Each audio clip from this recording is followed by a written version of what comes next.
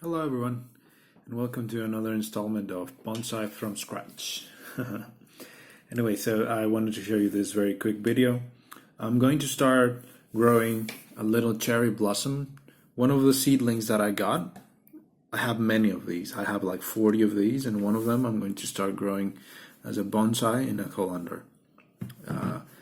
If you haven't seen it already, a couple of weeks ago, I uploaded this video where I started to grow a little pine tree in a colander. Why a colander? Because it has very good drainage, and the oxygen that the plant gets really makes it grow very, very quickly and very, very vigorously.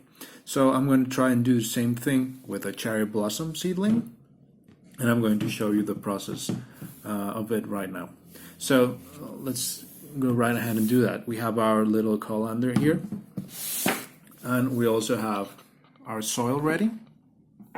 As you can see, this is a mixture of zeolite, and we also have, I'm sorry, this isn't zeolite, this is turfase. This is turfase, and we also have peat moss and worms castings. Now the reason I use peat moss is because this little plant, the cherry blossom, is an acid-loving plant. So yeah, it's better if you consider the pH that the plant likes when you are preparing your soil. So that's what I added peat moss. And another reason why I did this is because the water where I live, the pH is very, very alkaline. It has a lot of chlorine, and it has a lot of calcium, so that's what I'm using. It's not very high quality water, so that's what I'm using, the peat moss, just to add that touch of acidity to the soil. So let's go right ahead and start pouring the soil here. I'm not going to be very gentle, just because it's just soil. But we're going to start to form a little mound in the middle, and then we will start the process of getting the little seedling out of its little container. It's not even a pot, it's a container that I used where I just put the seedling after I had punched a bunch of holes to give it good drainage. Okay, so now that we got our little mound there, we can start to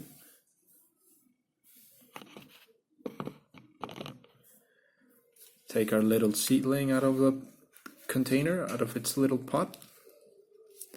Let's see what we got here. Okay.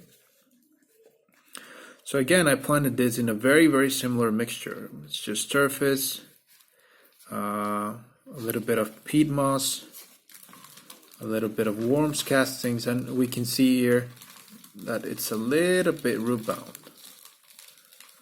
It's a little root bound. But overall, we can see that we have nice roots. Look at this. Nice.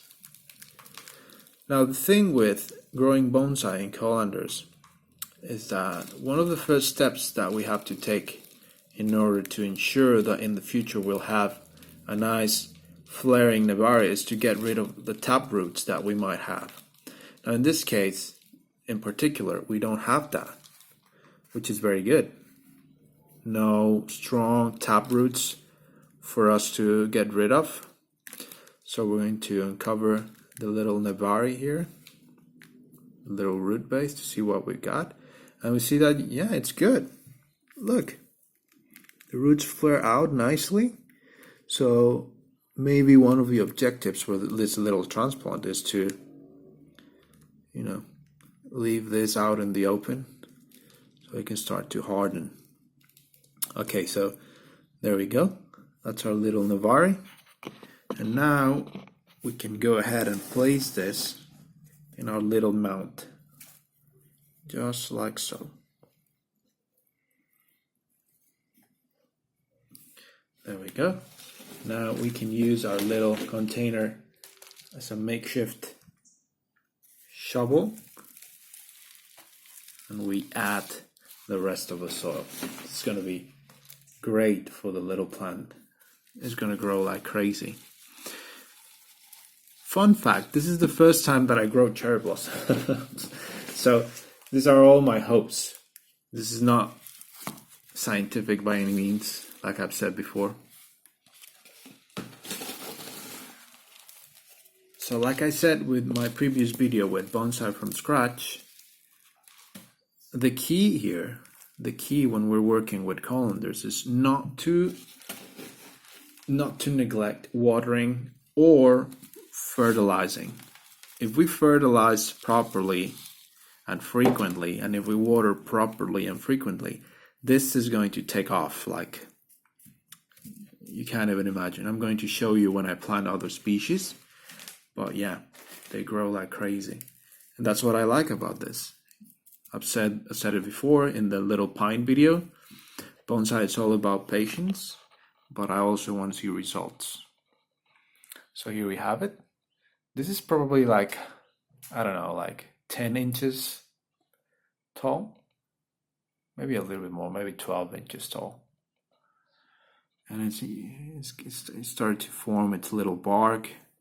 This is going to be really cool. Also, do this when you have mild weather. The spring is getting closer and closer, and that's why I'm doing this right now. You could do this any time of the year, but be careful not to leave it out in the open and it dries, because because of all the drainage is going to dry fairly quickly. So yeah, it's best to do it during the fall or during spring, or at the beginning of spring, late winter, beginning of spring. So there we go, that's about it. Now the last thing that we will do is water this, and we will call it a day. So let's go ahead and do that. All right, so here we go. Remember, if it's the first time that we water it after a transplant, we have to be careful, because the root system is not established in the new container, in the new pot. So let's be gentle. So there we go. As you can hear, the water is draining very well. So it's just a matter of weeks before this little sapling or seedling takes off. And I'll keep you posted on that. And that's it. That's how we start our little cherry blossom bonsai. Free bonsai. One last thing that I want to show you is the little pine tree that we've been working with, and one of my mini azaleas that is blooming right now. So let's go ahead and show you that. And here we go. This might not look like much, but believe me guys, especially with pines, conifers, if you don't transplant them right, you're gonna end up with a dead tree in your hands, and so we don't want that. Now what we can see here is that it's pushing new growth out. So that's very good. It means that we've done something right. Look at this. This is what we can see right from the get-go. That's the surface, right? And I told you that these pine roots were very, very, strong. Look at this. This is gonna get air pruned. We don't have to prune this. We just leave it be, and the tree will gain bigger because of the oxygen, because of the nutrients that the soil has. So it's very, very cool. If you haven't seen this already, you can check out the video on how I made this, how I transplanted this little pine. The soil is a bit different from the one that I used today, so it's going to be a very good video for you to watch.